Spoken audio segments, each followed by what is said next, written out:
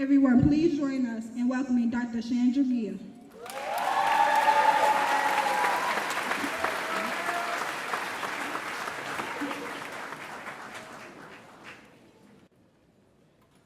Good morning. Good morning.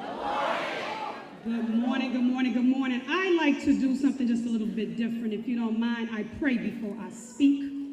It is important for me to do that because as Mrs. Porter already said so eloquently, the Lord Jesus Christ himself, my Savior, I am yet grateful. The bio can't speak to that. God is a good God. So may I please pray before I start and say another word. I would like to do that if you could join me. Father God, we just thank you for an opportunity to come before you in prayer.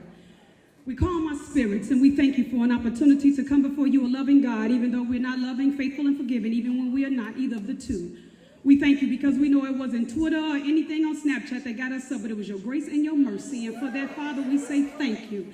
We understand that as we desire to be bosses, you are the boss. And if it were not for you, we would not be here. And so, Father, move me out of the way. There are those who came here today to see the graduates, but they need a word. And Father, so I thank you today. I pray that you will allow me to speak to your vessels as a willing vessel and that you will have your words to penetrate and provoke only the things that are positive and empowering. We thank you for all things. Amen. Amen. Amen. I had to kind of lay the atmosphere, and now that I've done that, I won't be before you long. I have a rule when I speak. I saw y'all 2 years ago. Who knew? Y'all half-cap.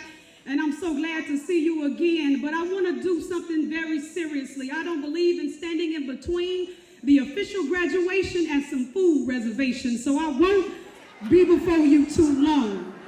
I'm a smart woman. Pray for me. But I do need to make it clear because there's a lot going on in this world. And so being that I'm the last voice you will hear before you turn that tassel as a senior at this high school, I got to talk to y'all. I got to talk, but I'm not going to just talk. I'm going to teach for the next few seconds, and then we're done. I want to thank the principal. I thank you for being principled. We need that from our African-American men to stand up and be men, so thank you. Sweet. I want to thank the assistant principal. Job well done. One of the many, all of the assistant principals. I want to thank the staff, the teachers, the security guards, but I want to thank, too, especially Mrs. Dyer, a college friend of mine, my sister. She was serious about getting you all on my schedule, so y'all got to give it up.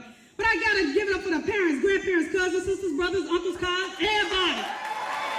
Neighbors, uncle, auntie, big mama, little daddy, with dignity. And all the neighbors, because we believe that we are the village if we're going to keep the children. And lastly, we got to give it up with great dignity for the class of 2015.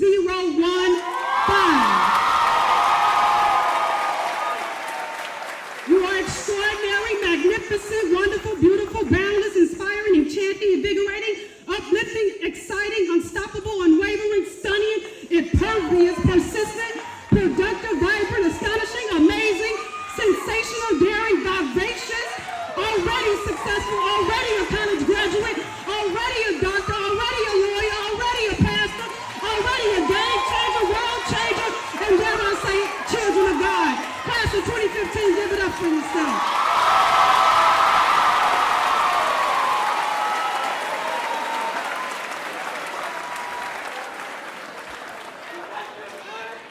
And of course, my soror Glacetta Barksdale, the paint off the walls. Let's understand. What are we here for today for these next few minutes? To my audience, right here in Chicago, we die too young, we're buried too early. Can I talk to my people? When one of the largest campuses here in Chicago is on 26th in California, can I talk? Where too many of us dominate 26th in California, not enough of us at the University of Chicago, Roosevelt, Loyola, and DePaul. Can I talk to my students today? When too many of our faces appear on obituaries before driver's license, can I talk to my people today? I know we ready to go, but it's a lot going on, and we got to get it together. As I say in my new book, it takes a village to raise a child, but parents, can I ask empirically, methodologically, who's the village? Can I talk today? And let me say, in addition to the rule of not standing between the reservations and the official graduation, I gotta warn you that I'm passionate about what I do because I love you and I love who created you. Think about that. This is my calling. It's not a career. It's my purpose. It ain't a profession. I don't entertain. I educate. I don't just talk. I teach.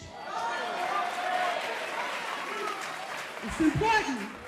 Mrs. Dyer, if I could stand before these graduates to give them some pearls, to let you know before you get into all of the bachelor's, PhD, and all of the degrees the good Lord has blessed me to have, I'm just a little Southside girl from Woodlawn, and I know who I am.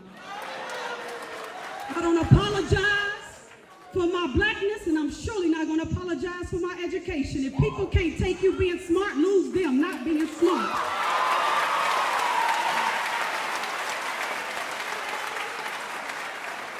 But again, I know, Mr. Macklin, that they are here for diplomas and then dinner. I won't speak long nor wrong. I do, however, come in the spirit of my ancestry, a black prophetic voice of even those in mama and grandma who told you a long time ago, everybody ain't your friend. I'm coming here today because I want you to know how great you really are. And because you're great, you got to learn how to be grateful. I need you to know, and if there was one word I could leave the graduates with today, it would be one smart word that we don't use enough of: wisdom. If I could just give you one word, graduates, class of 2015, it would be wisdom, and I would do what I do in my company, Blackademically speaking. I will let you know, as I motivate and educate across the world, experience ain't your best teacher. Wisdom is. Experience say you got to do it. Wisdom say no, you don't. Just don't do it. Rewind. Experience say you got to go through it. Wisdom say just don't do it. If there was one word to keep you focused, one word to keep the right thing on your mind, one word to help you through this thing called life, who you choose to hang out with, who you choose to spend your time with, how you choose to live your life, that word would be wisdom. But today I gotta take some time for the next few moments, because it's not just a word I gotta give you. I got a question before I take my seat, because I want a question to penetrate and provoke some things in your mind. I want you to understand that at the end of the day is a question I want to leave you with. What are you willing to give up for your success? I think I'm going to let that marinate, because I think there's a backlash in the mic for the balcony. What are you willing to give up for your success? If I was in the hood on the block, I would ask it like this: who are you willing to let go of to get there? Because here's the real truth, and I already said what grandma and grandmama say. Everybody ain't your friend, but let me remix it. Not only that, there are three letters at the end of friend: E-E-N-D. Some your friend, some your end. Watch who you kicking with.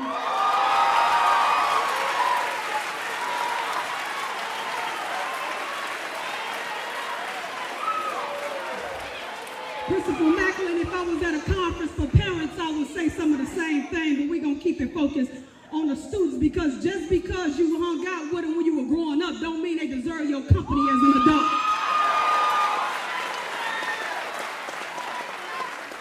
I got to give you some principles, because I think it was this class.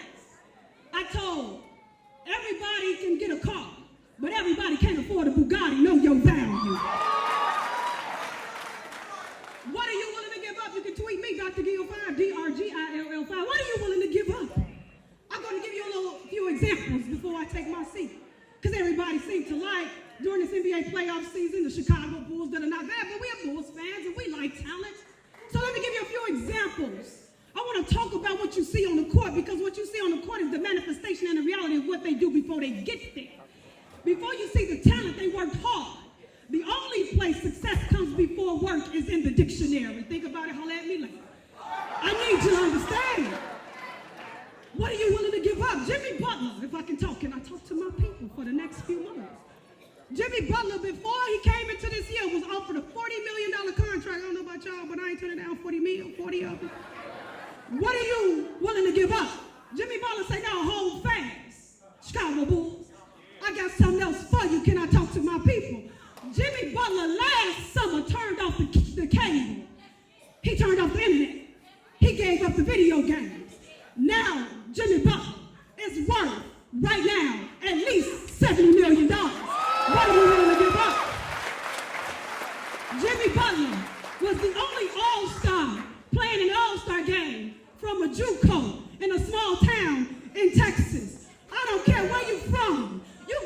places to go and big people to see. Don't let nobody tell you who you can't be. Jimmy Butler shows you that. But let's keep it moving because we got to go. D. Rose, his brother Reggie, packed up his family when he was accepted into Memphis. And he said, I got something to finish. D. Rose is the MVP because his brother chose to be present. What are you willing to give up? He left Chicago. Reggie said very simply when he was growing up, you can't kick it with those guys. Derrick Rose is on record for saying I got real mad when he told me that. But look at me now. I listened to him and everything's good right now. What are you willing to give up? Another star, Alonzo Mourning, preceding some of your time, had kidney disease. Somebody needs to know that a disease shouldn't stop you from moving around. But Alonzo Mourning and all of his greatness decided that that disease was not going to cripple him. Not only did he come back to the NBA against the order of the doctors, he won a championship. And he said it very clearly of the Miami Heat. I did this so everybody else can see. Being back on the court helped to lift everybody else's life. I came back because I knew I had work to do. Class of 2015, you got some work to do. But what are you willing to give up?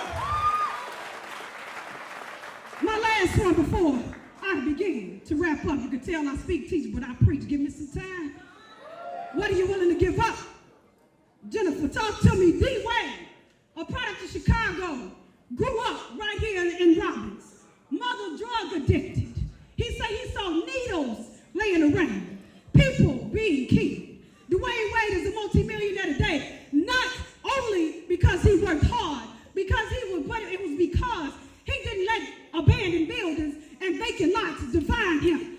Just because a building is abandoned, don't mean you gotta abandon your kids. And just because the lot is vacant, don't mean your mind gotta be vacant. What are you willing to give up? And so here we stand. Many people don't like him, LeBron, but I'm here to tell you something great about his story. LeBron James, you can talk all you want, but being soft don't get you to six finals every year. You can say what you want to say.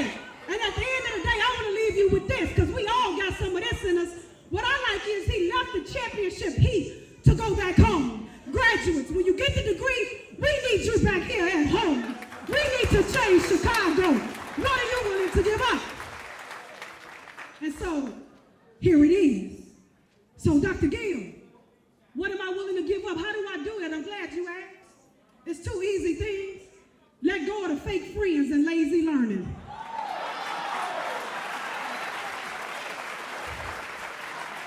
Notice I say fake. Back in the day, we used to say something like they smiled in your face all the time on the tape, yo.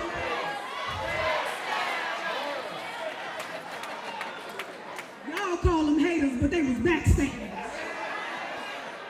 What that means is what had happened was them kind of people been around a long time. Get rid of fake friends. Get rid of lazy learning. Study. Don't wait on teachers to give you homework. Go home and do work. Study. I could just stop there and take my seat, but I got to do something just important to this speech. It's important that you know who you're willing to let go of to get to where you need to be. And so we close out understanding your ancestry. If you don't know nothing else about this city of Chicago, this great city, you need to know Jean Point Baptiste du Sable, a black man settled here in Chicago. And so as we see today, Trayvon Martin, may he rest. Eric Garner, may he rest. The killing of our brothers, Michael Brown, may he rest. As I prepare to take my seat, graduates, it's a serious time we in. But I need you to get your hearts right, because I want you to know, very seriously, audience, everybody white ain't your enemy and everybody black ain't your friend.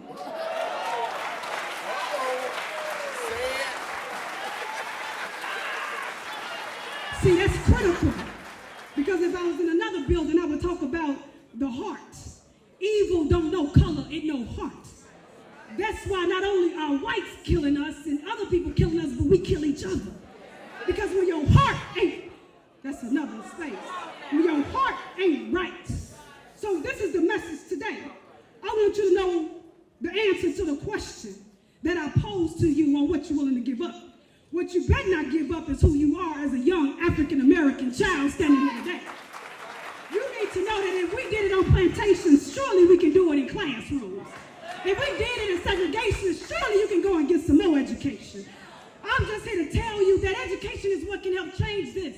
As the principles already implied, these bad police officers, these bad individuals called professionals, these individuals who get on social media, teachers and principals who are now being fired, who are making comments about us as a people, they obviously don't know either who we are.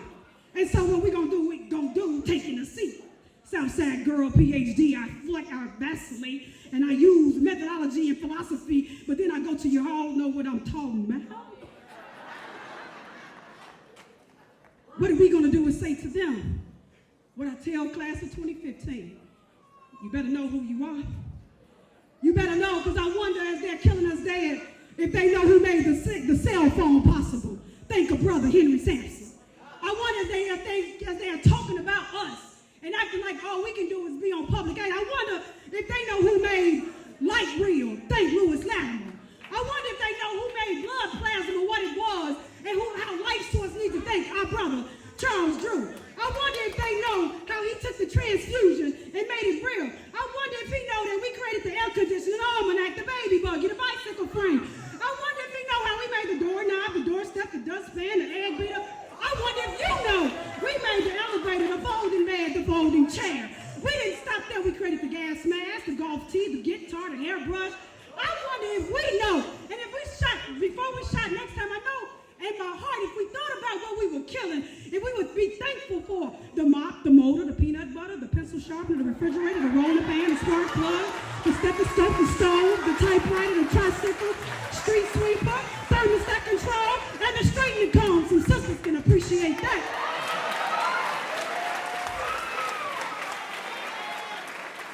So when you get home, and you know people plotting to kill, say you're killing genes. You're killing the cure to cancer. I'm giving you another way to think.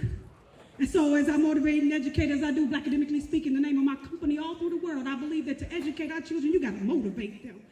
Because we go through some stuff. But I'm going to tell you, fire makes some strong diamonds. Class of 2015, I want you to know right now that the foundation, the Clinton Foundation, the young woman, Miss Clinton running for president, you know what's on her radar? And Ms. Dyer, I'm done. Right now, a 2 decades old research finding has proven or suggesting that children from welfare families are exposed to an average of 30 million fewer words their first 4 years of living. Oh yeah, we gotta talk. See, because I tell people all the time, and this is for my graduates, this is for you, the lawyer, the doctor, the entrepreneur, the entertainer, not to entertain, but to educate through entertainment. We need you in this country, in this world. Don't just be on the video game competing in Rome. I need you to compete with Rome educationally. I need you to understand that for the first 4 years of life, we're 30 million words behind. So as we tweeting and as we're doing what we're doing, I need you to be thinking a little bit differently. I need you to understand what's really going on. I need you to have some dignity, have some self-respect. I need you to respect your elders and stop talking back. I need for you to watch what you say. I need for you to think before you say it. I need for you to watch what you tweet, think before you text, and pray before you post. I need you to know that if none of these words work for you today, I got a few words and then I'm taking my seat. I need for you to know that if you can't do nothing else, there's a better word for you. Trust in the Lord with all thine heart, and lean not on your own understanding. In all thy ways, acknowledge him, and he shall direct your path. Count it all joy, because he that is in you is greater than he that is in the world. What does it profit a man to gain the whole wide world and lose his only begotten son? You better know who you are, and you better know what you're willing to give up. Everybody ain't going with you, but at the end, you better go. Thank you, class of 2016.